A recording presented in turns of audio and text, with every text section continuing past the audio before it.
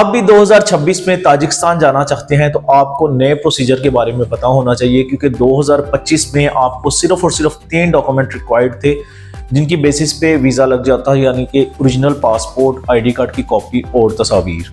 इसके बाद आपका वीज़ा अब प्री अप्रूवल निकलता था और वो आप जमा करवाते थे एम्बेसी में और सेम डे में ही ताजिकिस्तान का स्टिकर वीज़ा ग्रांट हो जाता था।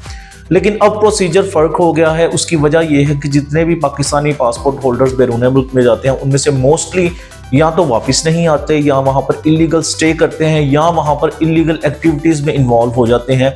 तो फिर हमारे मुल्क को वीज़ा देना जो है वो बंद कर दिया जाता है, या वीज़ा देना थोड़ा सा मुश्किल कर दिया जाता है। 2026 में भी ताजिकिस्तान एम्बेसी की तरफ से इसी तरह की कुछ अपडेट आई है। अब आपको इन 3 डॉक्यूमेंट्स के अलावा पुलिस क्लियरेंस सर्टिफिकेट भी अपने मुतलका थाने से लेना होगा।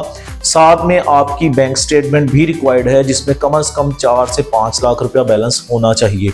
जिस तरह मैंने आपको पहले बताया, इस 2025 में वीज़ा सेम डे में भी लग जाता था, लेकिन अब इसका प्रोसेसिंग टाइम तकरीबन 7 दिन है और स्टिकर वीज़ा ही पाकिस्तानी पासपोर्ट होल्डर्स को प्रोवाइड किया जाएगा।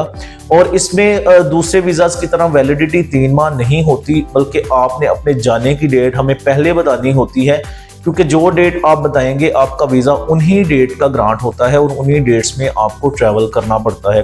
तकरीबन 1 माह ही इसकी वैलिडिटी होती है और ड्यूरेशन ऑफ स्टे अमूमन 1 मंथ का ही मिलता है, यानी कि 1 माह के अंदर अंदर आप वहाँ पर ट्रैवल करेंगे और 1 माह ही वहाँ पर स्टे कर सकते हैं।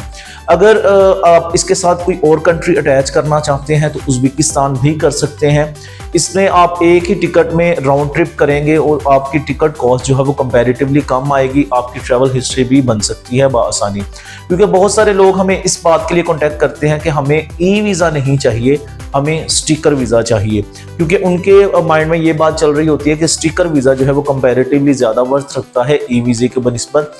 लेकिन ये बात हरगिज़ दुरुस्त नहीं है। स्टिकर वीज़ा हो या ई वीज़ा हो, अगर आप ट्रैवल कर लेते हैं तो आपके पासपोर्ट की वर्थ डेफिनेटली बढ़ जाती है। सो अगर आप ताजिकिस्तान का वीज़ा अप्लाई कर रहे हैं, उसके साथ साथ आप उज़्बेकिस्तान का भी वीज़ा अप्लाई कर सकते हैं। इन दोनों कंट्रीज़ का वीज़ा स्टिकर वीज़ा ही होगा और इसमें आपको इमिग्रेशन की भी प्रॉब्लम नहीं होती।